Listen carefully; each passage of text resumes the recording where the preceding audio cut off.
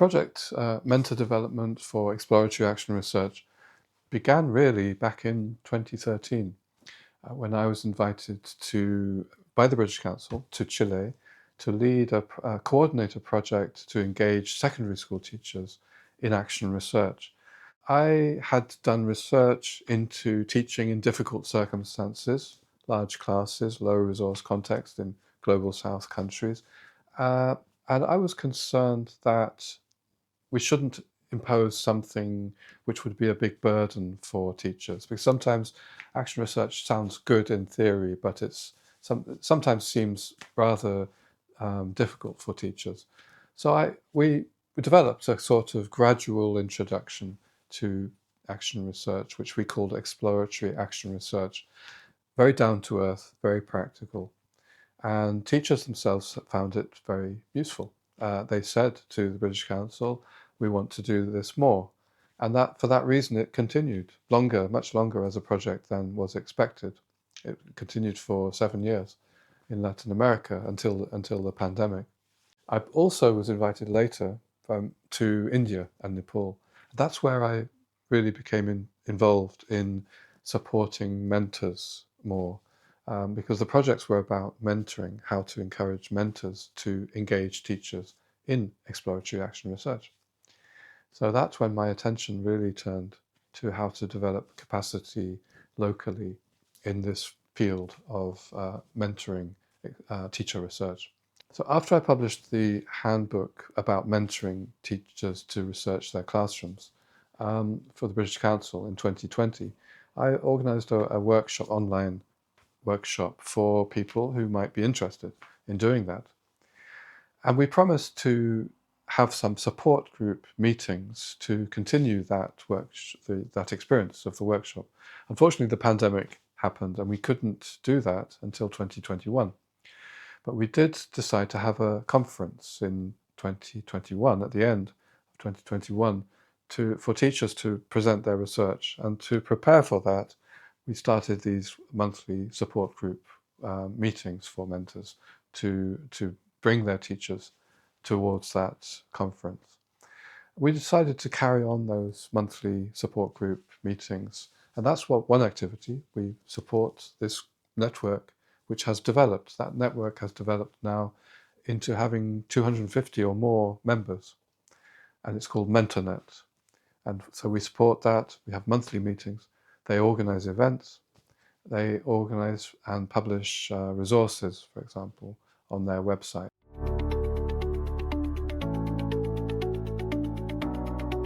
So the framework basically consists of different stages at which mentors need to help teachers. And it supports mentors in knowing how to do that. So the first stage is narrowing down to a particular topic for research.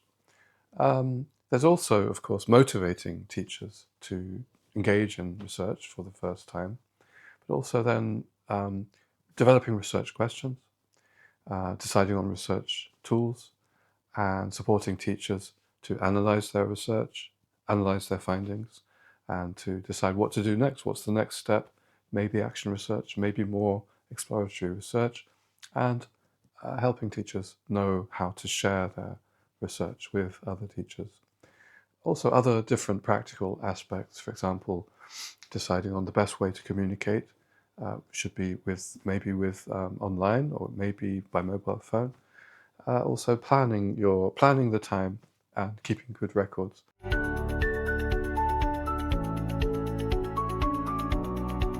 So we've organized an international festival of mentoring teacher research. It started in 2024, it ended in 2025, it went on for 1 year. The purpose of this was to showcase different projects or different schemes around the world, which mostly are using our framework of mentoring. For example, in Thailand, there is a project run by the British Council and King Mongkut's University of Technology in Thonburi, which has been going on for 3 years now. And that's introducing a lot of secondary school teachers in Thailand to exploratory action research, using our framework also to develop mentoring capacity in Thailand.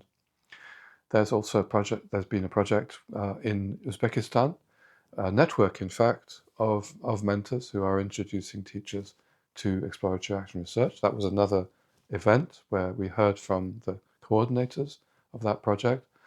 I remember another one was based in Rwanda, within a teacher association, and some mentors for the teachers in a small community of practice presented about their work. We also have showcased an interesting initiative, especially in Uzbekistan, but also in other places like Chile and Portugal, which are bringing teacher research into pre-service teacher education, not only teachers in in-service situations. Then we had a project in India, in Nepal, in Delhi, with the local education authority, mentoring teachers. Also a teacher association in Telangana, in India, supporting a lot of teachers in teacher research.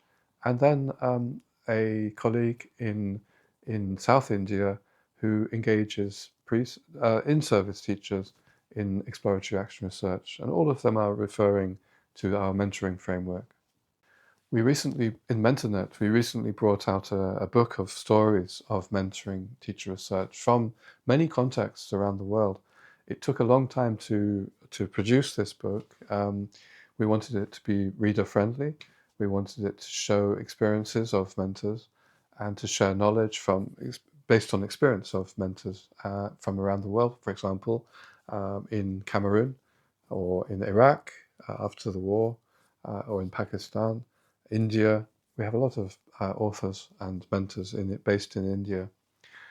So that's one publication we've brought out recently. If people want to find out more about the framework, I think still the handbook, that's called Mentoring Teachers to Research Their Classrooms, a practical handbook published by the British Council and, of course, freely downloadable online. We are continuing to publicize the possibility of mentoring exploratory action research through MentorNet activities. Every year we hold one event online where mentors come together to share their experience, and often positive experience, also sharing the difficulties they have. But this will continue to draw attention to the activity of mentoring exploratory action research. The festival partly had the intention of inspiring others to engage in more mentoring of exploratory action research by hearing the positive experiences that mentors or scheme organizers are sharing from around the world. So I think mainly publicizing the successes that are happening, but acknowledging the difficulties at the same time is the principal way to expand interest in mentoring exploratory action research. The benefits are also being shown in different publications where teachers are writing about their experiences. I think gradually more and more attention is being given to teacher research. Exploratory action research has shown that teachers can, in a voluntary way, engage in inquiry into their practice, even in the most difficult circumstances, but that it can be a positive way of addressing difficult circumstances like large classes, low resource contexts. I think until we began these projects in the early 2010s, most of the action research projects were in relatively privileged circumstances, like language schools or like universities in Western countries. I think we've shown that teachers can engage and find benefit in engaging in teacher research in global South contexts. And so through continuing publicity for these projects, for these experiences, I believe that it will expand and that this can be introduced more, perhaps into pre-service teacher education. That's one hope I have for the future.